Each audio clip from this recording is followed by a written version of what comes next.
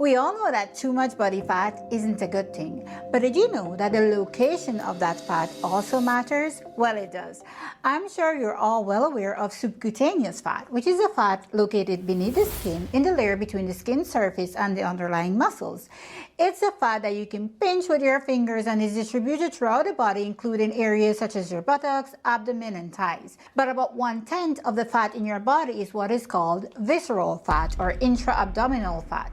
Visceral fat is stored deep within the abdominal cavity and is not visible from the outside. It surrounds and cushions the vital organs like the liver, the pancreas, and the intestines. Although it makes up this small percentage of total body fat, visceral fat can still be quite dangerous. Even if you're very slim with a lot of visceral fat, you can still have a high disease risk. So why is visceral fat so dangerous? It was only in the 1900s that researchers concluded that fat cells, especially visceral fat cells, can function as an active endocrine organ. They release various substances, including inflammatory cytokines and hormones, which can affect metabolic and inflammatory processes in the body. In fact, excess visceral fat increases the risk of cardiovascular disease, type 2 diabetes, hypertension, and dyslipidemia, collectively contributing to metabolic syndrome. If you're wondering what factors influence the amount of visceral fat that you have, pay attention to this list and try to identify how many risk factors you have. Firstly, genetics can play a significant role in where your body stores fat. As such, some people may be genetically predisposed to store more fat in their abdominal region. Here's an interesting fact. Some studies show that adults who were born with a low birth weight have more visceral fat. A diet high in calories, especially from sugars, unhealthy fats, and processed foods, can contribute to the accumulation of visceral fat. The lack of physical activity, or what is known as a sedentary lifestyle, can lead to weight gain with a subsequent increase in visceral fat. I know a lot of women who complain of gaining weight when they're stressed. And this is likely true. And it's not only because stress causes you to abandon your healthy lifestyle and turn to comfort eating. You see, chronic stress also triggers the release of cortisol, a hormone associated with fat storage, particularly in the abdominal region. Plus, cortisol can increase your appetite and make you crave salty, sugary, or fatty foods. Smoking, insufficient sleep, and hormonal changes are also risk factors. Unfortunately, as women age, especially after menopause, it's easier for us to store fat in the upper body, so our waist sizes can easily increase even without us gaining weight in other parts of our body.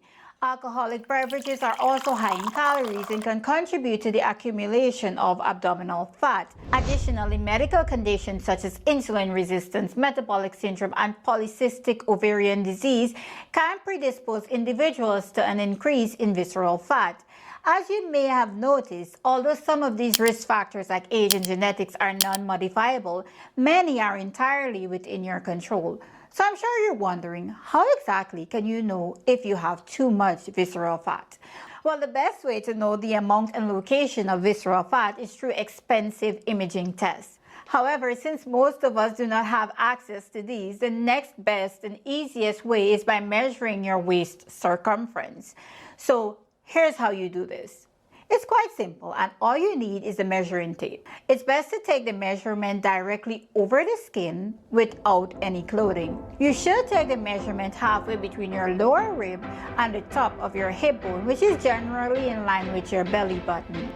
Don't try to pull your stomach in. Instead, take the measurement in inches and centimeters when you're breathing out normally. So you've measured your waistline circumference. What does it mean? Well, the interpretation can vary based on gender and ethnicity, but use this as a general guideline.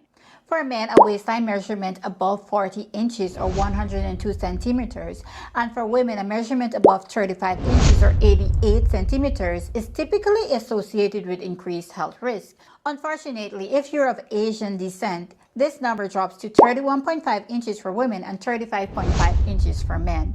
But rather than focusing only on the current reading, pay attention to if your abdominal circumference is increasing over time. So when should you use waistline circumference and when should you use BMI or body mass index? BMI is more commonly used in clinical practice and public health settings because it's easy to calculate using your body weight and height. BMI measures overall body weight relative to height and doesn't account for body composition or fat distribution. Check out this video to calculate your BMI and identify your weight status. Waistline circumference fills this gap by focusing on where fat is stored.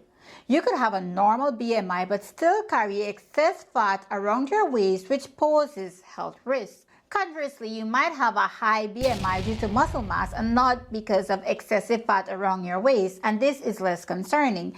Ideally, both measurements should be considered together for a more comprehensive analysis of your health. Luckily, visceral fat is easier to lose than subcutaneous fat. So once you stay committed to a healthier lifestyle, your body will reap the benefits even before you experience any substantial weight loss. Remember, exercise and healthy eating is way more important than weight loss. If you're worried about gaining weight this holiday season, you'd want to check out this video next.